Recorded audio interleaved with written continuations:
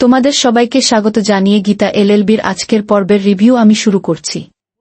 শুরুতেই দেখা যাচ্ছে বন্নি মেহেকের ঘরে এসে তাকে বলছে বলে দে একটা খাবার খেয়ে তুই কেমন অসুস্থ হয়ে পড়েছিস। এতে লুকানোর কি আছে? অঙ্কিত তো ঘরের ছেলে। অঙ্কিত শুনে বলছে যে আমি ঠিক বুঝতে পারলাম না। গীতা তখন বলছে থাক না মেজো কাকিমা, এইসব কথা এখন কেন বলছেন আপনি? গিনি তখন বলছে না বলাটা উচিত, আমাকে এই বাড়ি থেকে সরানোর প্ল্যান করা হয়েছে, শুধুমাত্র তাই নয় গীতার ক্ষতি করার জন্য। বলে না যে উপরে ভগবান আছে, দেখ না নিজের মেয়েরই ক্ষতি হলো। অঙ্কিত এটা শুনে ক্ষতি মানে কি হয়েছে? ওর কি কোনো প্রবলেম হয়েছে নাকি?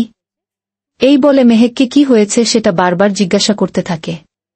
মেহেক বলছে আমি ঠিক আছি, তুমি চিন্তা করো না।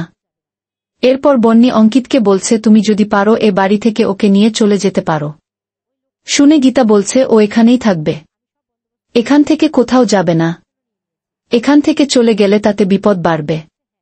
এরপরেই বরবা গীতাকে ফোন করে বলছে ওই লোকটার সঙ্গে আপনি মিট করবেন তো? আমি সব বন্দোবস্ত করে নিয়েছি, পারমিশনও নিয়ে নিয়েছি।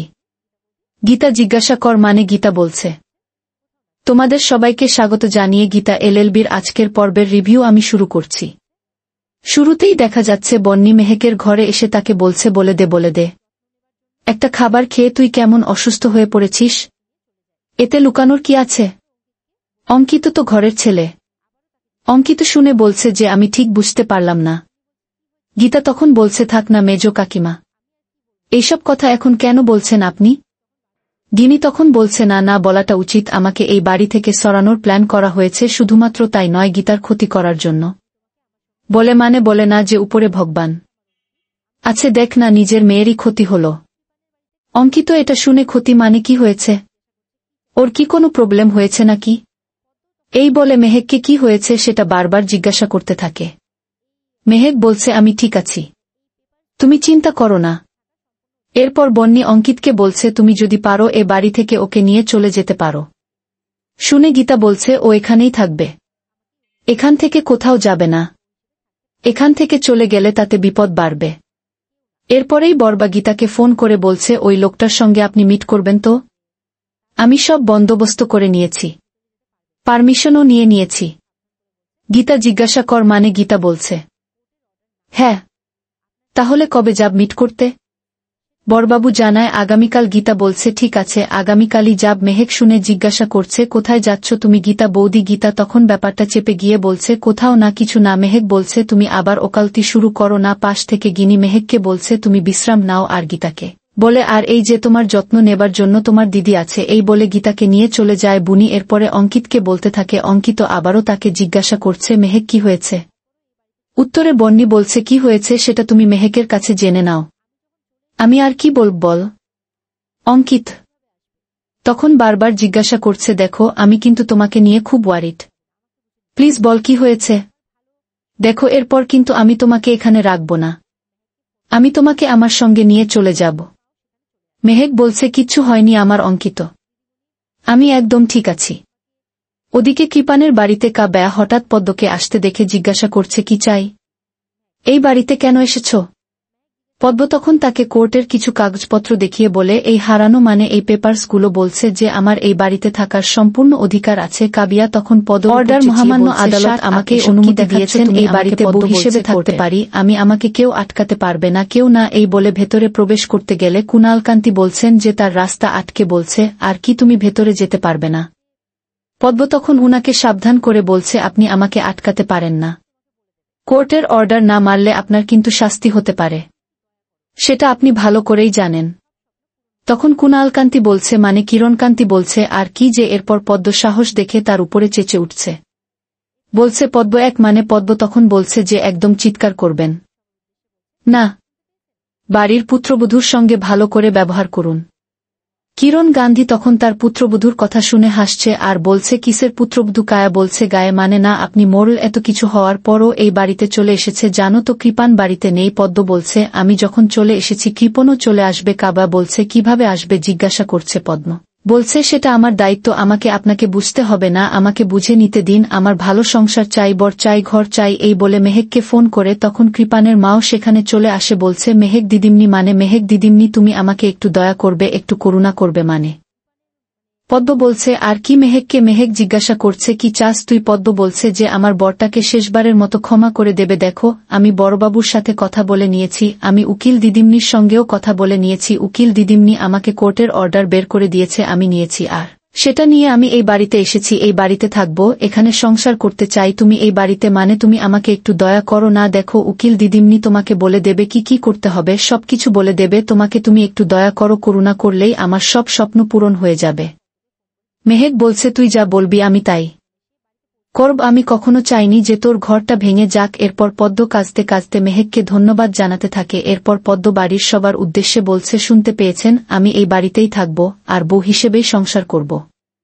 এরপর কাব্যাকে উদ্দেশ্য করে বলছে যে আমার মনে হয় কারো কোনো সমস্যা হওয়ার বা আপত্তি থাকার কথা নয়, আর যদি আপত্তি থেকেও থাকে আমি তার বিরুদ্ধে আইনি ব্যবস্থা নেব।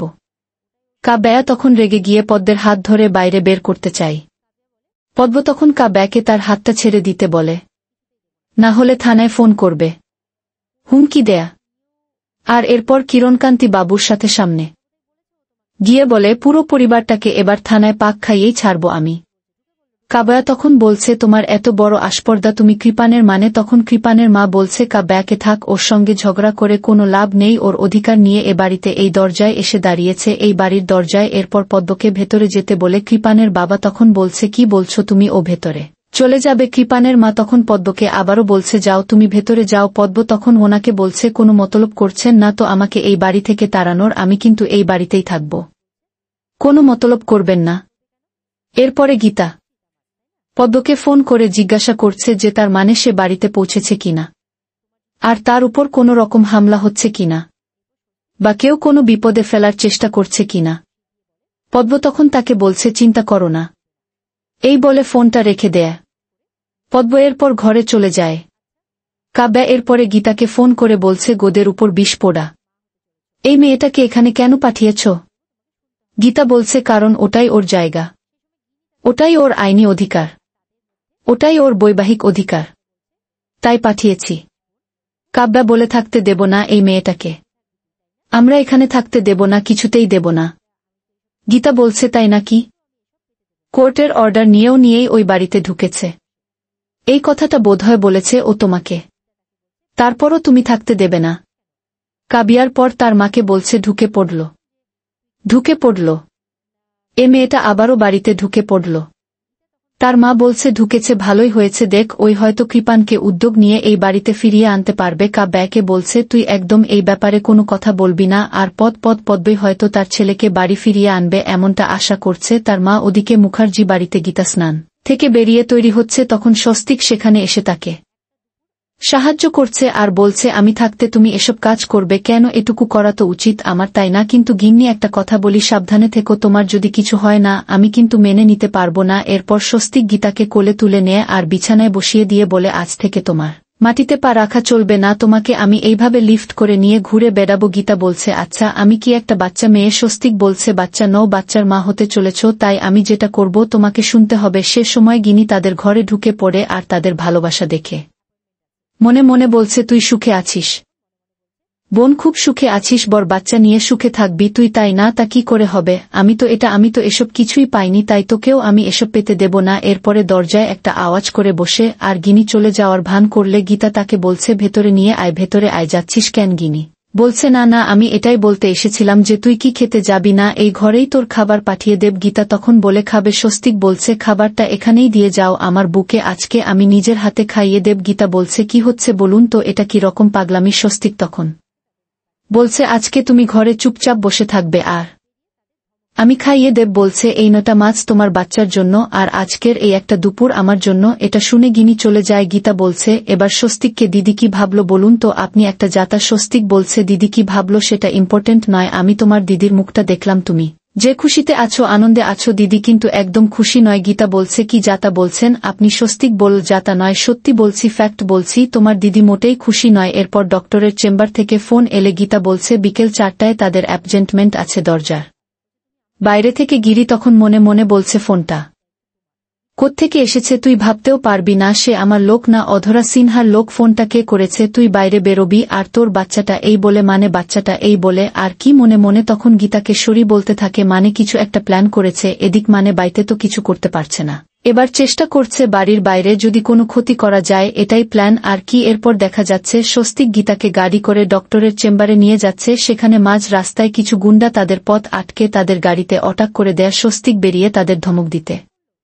থাকে গুন্ডারা স্বস্তিকের দিকে বন্দুক ধরে গীতাকে কে গাড়ি থেকে বের করে আনে স্বস্তিক বলতে থাকে গীতাকে ছেড়ে দিন এরপর গীতা সেই অবস্থাতেই গুন্ডাগুলোকে মারতে থাকে স্বস্তিকও সেই সঙ্গে তাদের মারতে শুরু করে গীতাকে মারামারি করতে দেখে স্বস্তিক তাকে বারণ করে আর গাড়িতে বসতে বলে এরপরে গীতাকে স্বস্তিক গাড়িতে বসিয়ে দেয় আর গুন্ডাগুলোর সাথে একাই লড়তে থাকে শেষে গুন্ডাগুলোকে মেরে ভাগিয়েও দেয় গুন্ডাগুলো স্বস্তিকের সাথে পারে না এরপরে গীতা স্বস্তিকের কাছে দৌড়ে বেরিয়ে আসে স্বস্তিক বলছে তুমি কোনো রিস্ক নেবে না তোমার সমস্ত দায়িত্ব আমার বলছে তুমি আমার বেবি ক্যারি করছো আমার বেবির দায়িত্ব আমার বেবির দায়িত্ব তোমার গীতা কিন্তু অবাক হয়ে কিছু একটা ভেবে যাচ্ছে স্বস্তিক বলছে তুমি যদি এখন ফাইট করতে যাও আর তোমার যদি কোথাও লেগে যায় বেবির যদি ক্ষতি হয় তার দায় কে বে গীতা বলছে কিন্তু আমি তো অন্য কথা ভাবছি এই গুন্ডাগুলো হঠাৎ করে অ্যাটাক করল কেন কারা পাঠিয়েছে ওদেরকে স্বস্তিকের কাছে একটা ফোন আসে যেটা মানে যার সাথে কথা বলতে স্বস্তি অবাক হয়ে যায় এদিকে স্বস্তিকে বলছে গীতা কি হয়েছে স্বস্তিক বলছে ডক্টর তো আউট অফ স্টেশন উনি তো আজকে চেম্বারে পৌঁছাতে পারবেন না বললেন কালকের অ্যাপয়েন্টমেন্ট দিয়েছেন যেটা শুনে গীতা অবাক হয়ে যায় গীতা বলছে সে কি তাহলে আমাকে যে ফোন করে বল বিকেল 4টার সময় অ্যাপয়েন্টমেন্ট স্বস্তিক বলছে তাহলে কি কেউ ইচ্ছে করে ফোনটা করল গীতা অবাক হয়ে যায় আর এখানে আজকের পর্ব শেষ হয়ে যায় তো বন্ধুরা এই ছিল আজকের পর্বের রিভিউ ভালো লেগে থাকলে কমেন্টে জানাবে আমাদের চ্যানেলের সাথে জুড়তে সাবস্ক্রাইব করবে দেখা হবে আগামী কালকে সবাই ভালো থাকবে টাটা।